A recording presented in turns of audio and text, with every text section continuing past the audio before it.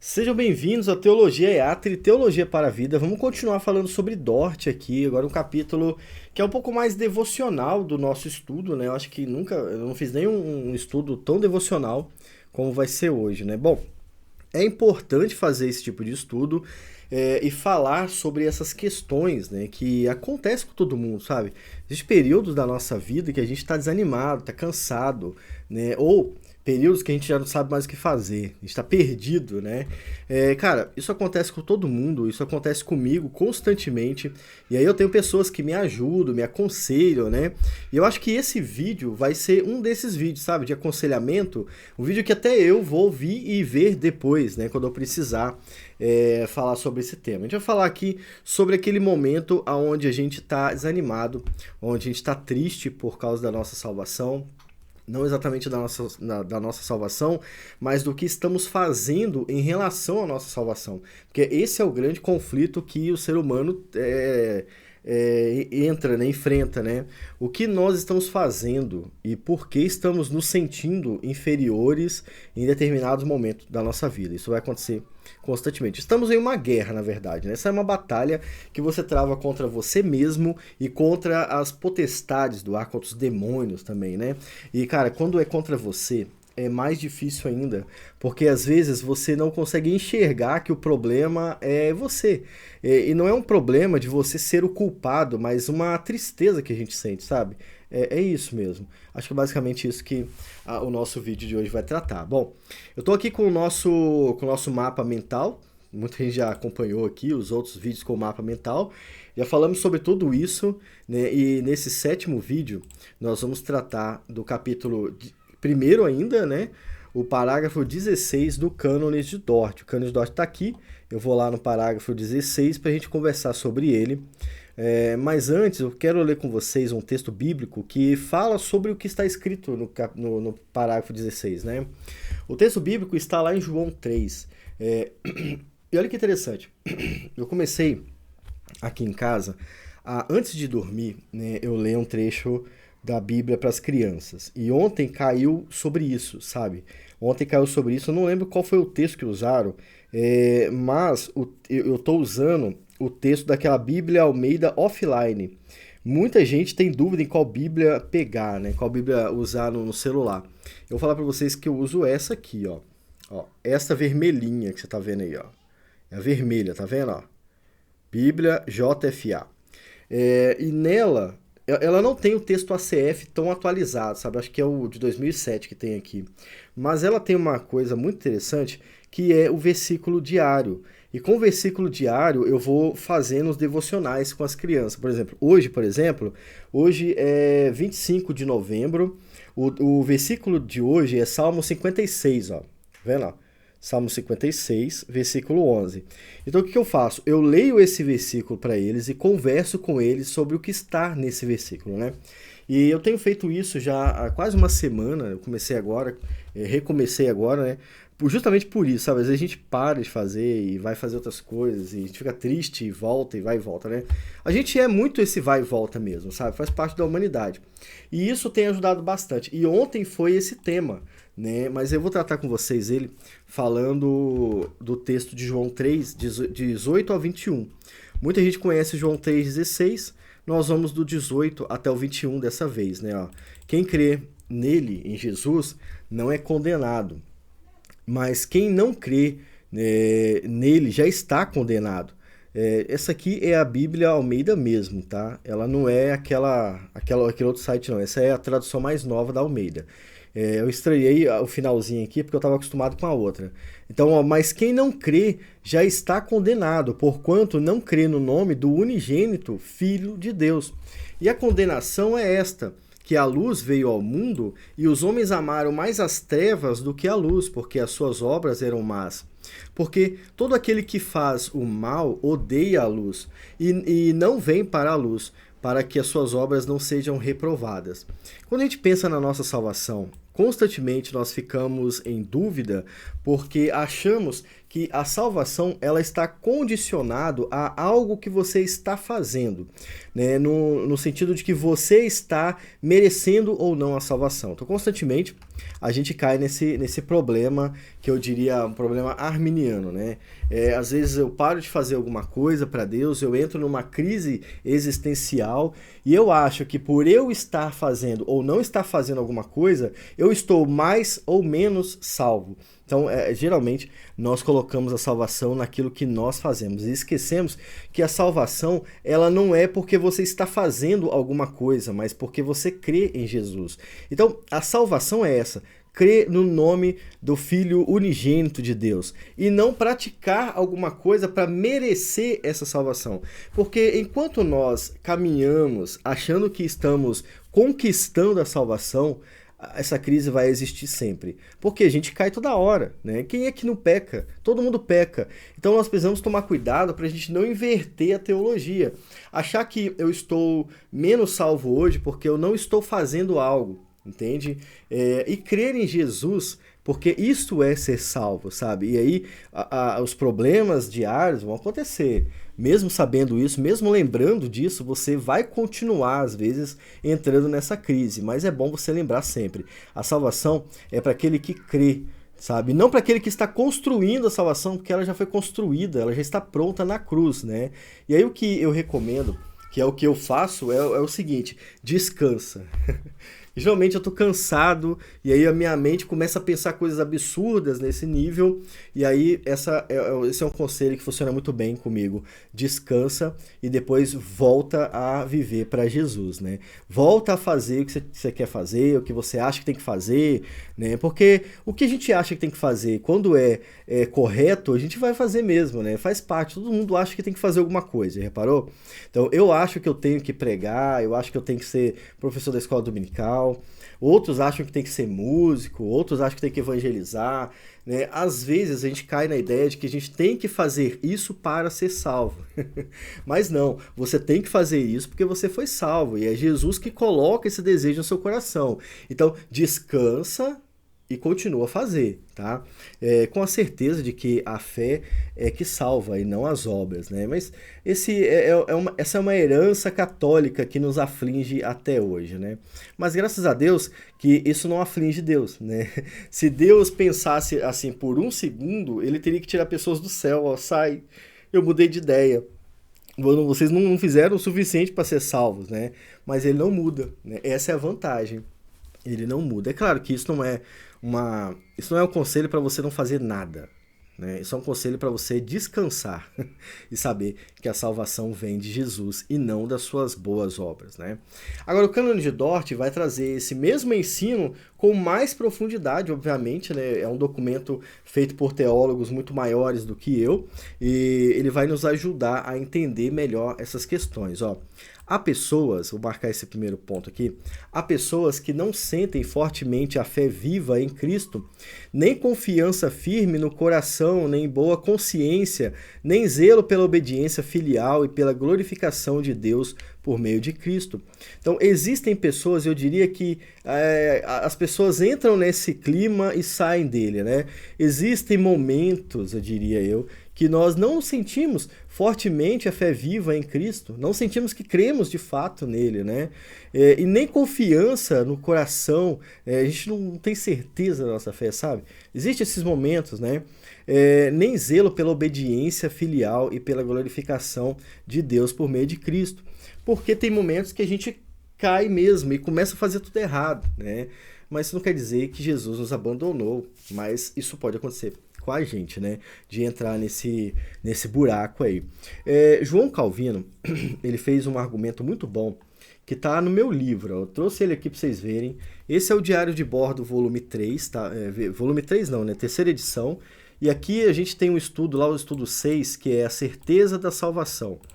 Nesse estudo eu trago uma introdução e um temazinho aqui, né, um artigo, o sinergismo ataca a doutrina da graça de Deus, e aí a gente discorre sobre isso nesse primeiro ponto. E no segundo ponto a gente tem um estudo de um argumento de João Calvino sobre a certeza da salvação, né? Então, o argumento dele está aqui.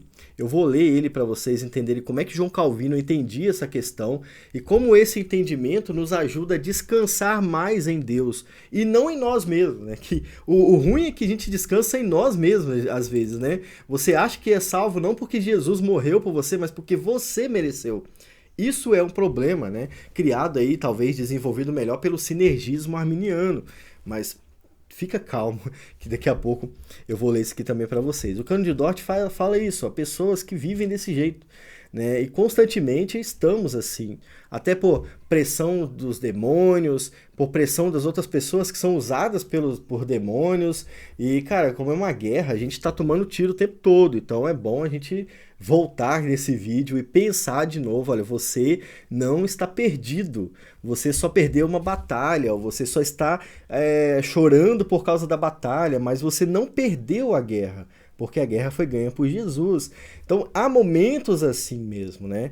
E é isso que a confissão vai falar, né? O Cano de Dort vai falar.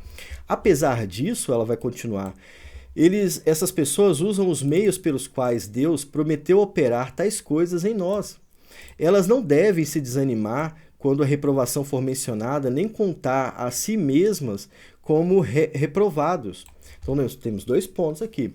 Mesmo nos sentindo assim, precisamos continuar a usar os meios de graça para que a nossa fé seja fortalecida. Entende? Então, vê que tudo faz sentido.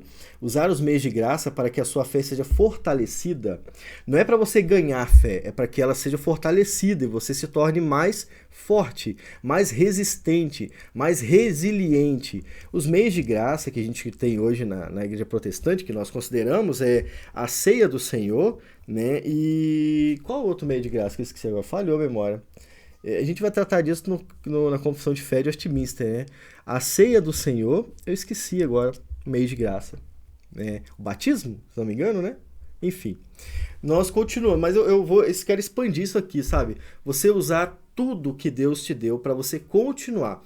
Cultos, oração, leitura, faz tudo do mesmo jeito. Eu estou triste, ok. Eu pequei, ok. Continua a viver para a glória de Deus. Continua a aproveitar os meios de graça para viver para a glória de Deus. Então não parem só porque vocês caíram e tudo mais. Não, isso aí faz parte da guerra, mas nós não perdemos ela ainda, né? E nem vamos perder, né? Então, ó, pelo contrário, essas pessoas, elas não precisam ficar com medo da reprovação quando ouvem falar sobre isso. Por que isso é importante? Pecamos agora e a nossa consciência começa a nos acusar. Caramba, eu errei de novo. Né? Eu estava tentando parar e eu caí, né? Ou eu estava lutando contra esse pecado, seja lá qual for, e eu pisquei o olho e errei de novo, né? Esses dias, por exemplo, eu estou lutando contra as redes sociais, né? É uma batalha terrível lutar contra as redes sociais. Olha só como eu caí esses dias, hein? Eu estava estudando a Bíblia e eu prometi para mim mesmo que eu não ia olhar as redes sociais. E aí eu pensei por um segundo em guardar o meu celular. Falei, eu vou guardar meu celular. Não, eu quero ganhar aqui no meio da batalha. Eu vou deixar meu celular virado para cima, do meu lado, e eu não vou pegar ele para a glória de Deus. Eu vou fazer isso para Deus. E aí tô lá, né? Eu abri a Bíblia, estudei, eu todo orgulhoso. E caramba, eu não peguei nele mesmo, né? E aí eu fui e peguei a Bíblia NVI, né? Abri a Bíblia NVI e vi lá uma mudança no texto. E caramba, as pessoas estavam falando sobre isso agora nas redes sociais. Eu vou tirar uma foto e vou colocar no Instagram e vou comentar. E aí eu fiz. Peguei o celular, botei na rede social e aí quando eu coloquei o celular na mesa de volta, eu acabei de falar que eu não ia pegar as redes sociais. Eu sou muito fraco, entende? O impulso, ele me pegou de jeito. Entende? E eu não consegui resistir. E eu postei, foi aquela foto lá onde eu posto a NVI e coloco alguma coisa sobre tradução. Então veja bem, cara, nem sempre a gente vai ganhar, é uma guerra. Agora eu teria ganho, talvez, se eu tivesse tirado o celular de perto de mim, sabe? Eu não quero pegar o celular, vou colocar ele em outro lugar. Eu não tenho esse problema quando eu tô gravando, dificilmente eu pego para fazer, mas no meu dia a dia eu tenho. E aí o que acontece? Eu acabei provocando a minha queda, por brincar com isso ainda. É óbvio que eu não perdi a minha salvação, né? Só que eu fiquei mais consciente da minha fraqueza. Mas, de certa forma, eu caí, eu pequei. Então veja bem, né? É uma guerra, o que eu posso fazer? Eu estou tentando ganhar, mas às vezes eu perco. Eu vou parar de aproveitar o que Deus tem para mim? Não, eu vou continuar, até porque a minha fé precisa ser fortalecida através desses meios. Eu vou ficar com medo de ir para o inferno porque eu pequei uma vez? Não. Antes eu vou pedir perdão a Deus, me arrepender e continuar a fazer o que eu tenho que fazer. Então, quando vocês pecarem, vocês que creem em Jesus, né? De fato, não fiquem com medo do inferno porque alguém falou do inferno. Porque Jesus não vai mudar de ideia de uma hora para outra. Jesus ele não vai desistir de você porque você caiu, porque ele já morreu por você, ele já te salvou do seu pecado. Então ele não vai mudar de ideia do nada. A Bíblia promete isso, né?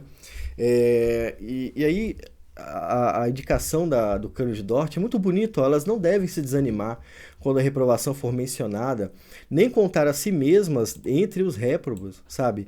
Pelo contrário, devem continuar diligentemente no uso destes meios, desejando ferventemente dias de graça mais abundante e esperando-os com reverência e humildade. Isso aqui é bem interessante, né?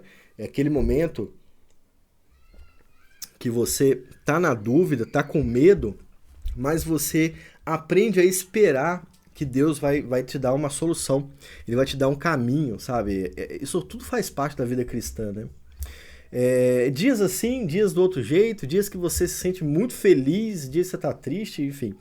Tudo isso faz parte. E ele fala aqui, ó, nós precisamos continuar diligentemente no uso destes meios da graça, que ele falou antes, né? Desejando, esse aqui que é importante, desejando ferventemente dias de graça mais abundante e esperando-os com reverência e humildade. A humildade é um dos maiores problemas hoje no cristianismo, né? Mas a gente tem que lutar contra o orgulho, tá? E isso faz parte da nossa batalha também. Não devem se assustar de maneira nenhuma com a doutrina da reprovação os que desejam seriamente se converter a Deus, agradar só a Ele e serem libertos do corpo da morte, mas ainda não podem chegar no ponto que gostariam no caminho da piedade e da fé. Então veja que a confissão está falando o seguinte: nós não devemos nos assustar de maneira nenhuma com a doutrina da reprovação. Nós quem? Os que desejam seriamente se converter. Isso aqui, como assim? Cara, você deve desejar se converter todos os dias.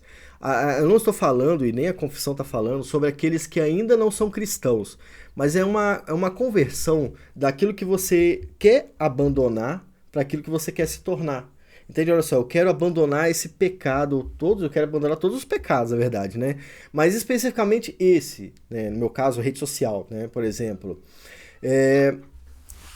Eu devo continuar lutando contra esse pecado. Eu quero me converter, e essa é a conversão que eu quero fazer. Deixar de ser escravo da rede social, ou outras pessoas vão ter outros problemas, né? Estou citando eu, para vocês entenderem na prática. E continuar desejando e buscando aquela fé que nós queremos ter para nós mesmos. Então, algumas mudanças na nossa vida vão ajudar a ficar mais forte e lutar com mais força também. Eu citei para vocês agora há pouco, né, que eu estou fazendo esse pequeno devocional no quarto dos meus filhos, e isso é para mim também um benefício muito grande, porque é o momento do meu devocional, entende? É o momento em que eu medito sobre a Bíblia, e aí eu tenho a oportunidade de falar com as crianças sobre isso também, e agora eles também estão conversando sobre isso. Olha só, estamos convertendo as coisas, entende? Então nós desejamos seriamente se converter a Deus nesse aspecto, sabe? E agradar só a Ele, e sermos libertos deste corpo de morte, ou seja, dessas práticas que fazem parte do mundo, né? Mesmo que ainda não conseguimos fazer totalmente isso, né?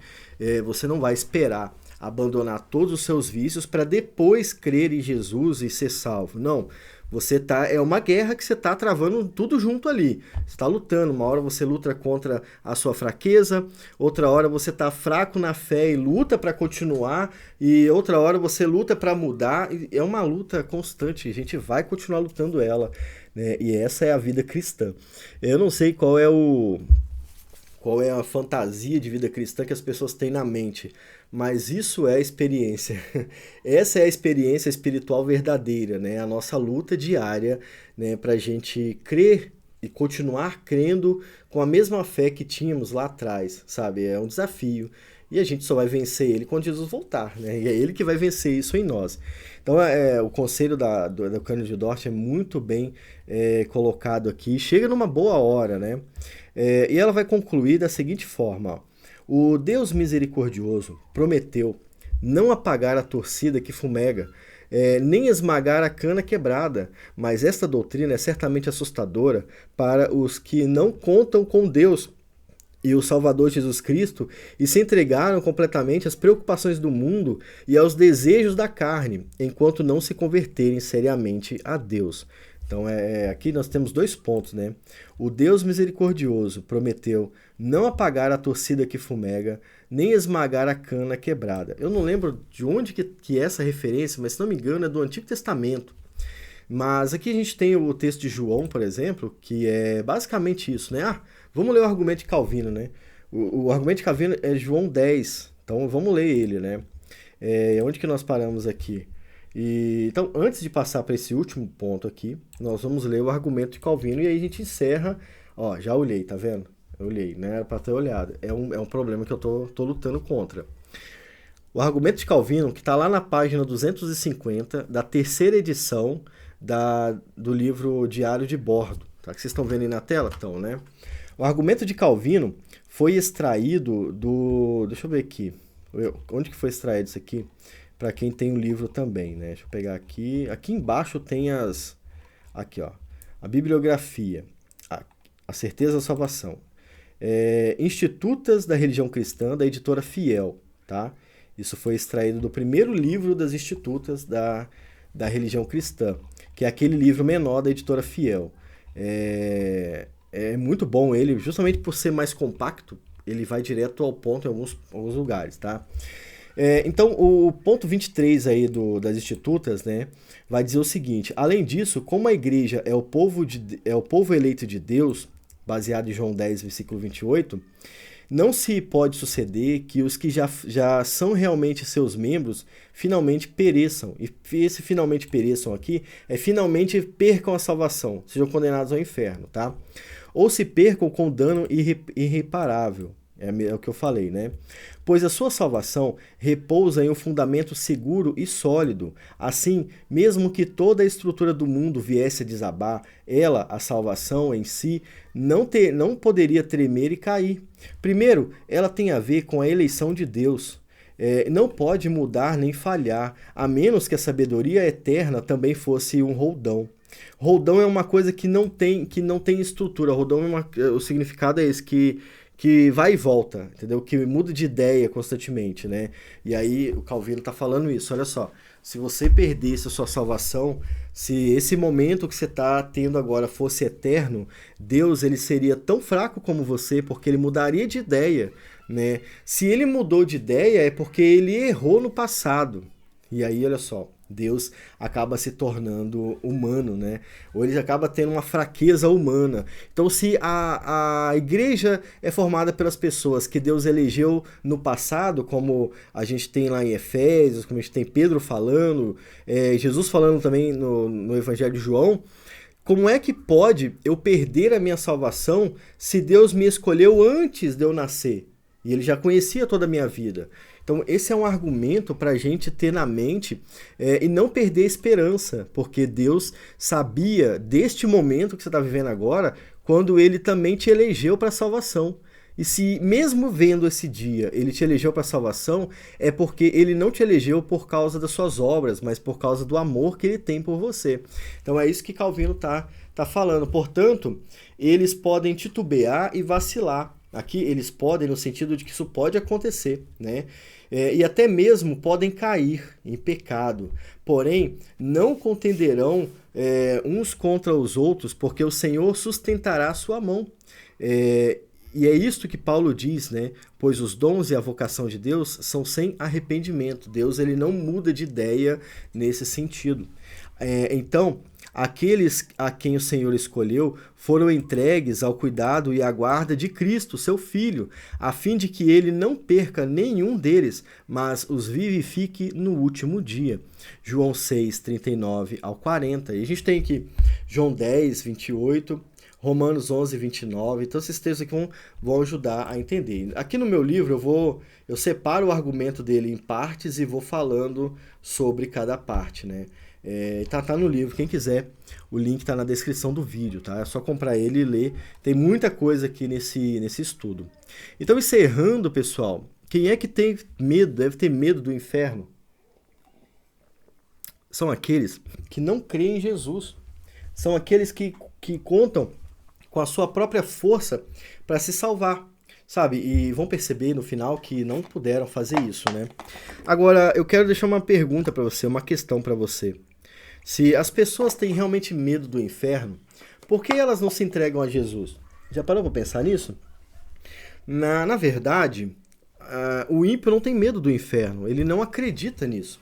Se ele acreditar nisso por um momento, ele se converte. E, na verdade, aqueles que são convertidos foram feitos nesse processo também. Passaram a entender a realidade da Bíblia e mudam de opinião, né? E é o Espírito Santo fazendo isso neles, né? Mas o mundo não tem medo do inferno porque não acredita de verdade que quando Jesus voltar, ele vai mandar várias pessoas para lá. Então nós não precisamos ter medo disso porque cremos no inferno. Mas também cremos que a salvação é baseada na obra de Cristo e que esse momento de fraqueza, momento de tristeza, vai passar uma hora ou outra. E aí você pode até orar para que isso passe, você pode até buscar se fortalecer mais para que quando você caia novamente, você se recupere mais rápido. Isso acontece pelos meios de graça, né? Que é o meio de graça. Eu só lembrei, vamos fazer uma pesquisa aqui, cara. Agora eu fiquei muito na dúvida sobre isso. Meios de graça. Aqui, ó. Na Monergismo a gente tem um texto sobre isso, ó. O site da Monergismo é o que a gente está usando desde o início, né? Tem um e-book lá sobre isso, eu vou deixar o link na descrição desse vídeo, né? Para vocês lerem também, ó. Quais os meios particulares da graça? Primeiro destes é a leitura da palavra de Deus. Então eu devia ter falado, estava na minha mente aqui, eu estava com medo de falar, né? E aí o autor do e-book falou, a leitura da palavra de Deus é um meio de graça. Então é uma forma de se fortalecer nesses dias tenebrosos, né? O segundo meio de graça é a oração, né? É o meio particular da graça. O primeiro também é particular? Não, aqui é particular da graça, é a oração. O fato de você poder falar com Deus e ter certeza que Ele está te ouvindo. E em arrependimento, óbvio, se você está passando por um período assim, né? O terceiro meio de graça é a meditação, é pensar na palavra de Deus, né? A meditação é semelhante ao regar de uma planta, faz aparecer os frutos da graça. Quais são os meios públicos da graça agora? Reunir-se em adoração, para adoração é o primeiro desses meios. Então, olha só, ir para a igreja é o meio de graça, de acordo com esse e-book aqui. Achei bem interessante ele, né? Como o site é confiável, eu não vou questionar, Monergismo é confiável, tá? O segundo meio público da graça são as ordenanças do Evangelho. O batismo sempre foi aplicado àqueles que se arrependem e creram, que arrependeram e creram, e para aqueles que foram convertidos e salvos. O terceiro aqui é a comunhão com os irmãos e os irmãos e irmãs, e é o terceiro meio da graça. Então, é o fato de você estar com seus irmãos, e aqui irmãos da igreja, tá? O quarto ponto aqui, o quarto meio público da graça é a oração coletiva, o fato de estar na igreja orando uns pelos outros ou no culto orando também. Ele considera um meio da graça. Esse John Blanchard aqui, ó, ele que escreveu esse PDF. Vou deixar o link para vocês lá, vou botar ele aqui, tá no bloco de notas que está aberto aqui. Dê uma olhada, estudem depois. E no momento que vocês estiverem fracos na fé, por favor, recorram aos meios de graça, mesmo que estejam fracos, porque Deus é que nos fortalece, tá? E ele faz isso pelos meios de graça, a maneira de crescer na vida cristã. Bem interessante esse PDF, tá? Fique com Deus, foi bom falar sobre isso com vocês. Eu acho que um dia eu vou voltar nesse vídeo e vou assistir. E se você tá voltando nesse vídeo para assistir, coloca aqui embaixo nos comentários. Vai ser interessante, né? Daqui a um ano, você colocar, olha, eu voltei nesse vídeo aqui porque eu precisei desse conteúdo novamente. Coloca aqui embaixo. Fique com Deus e tchau!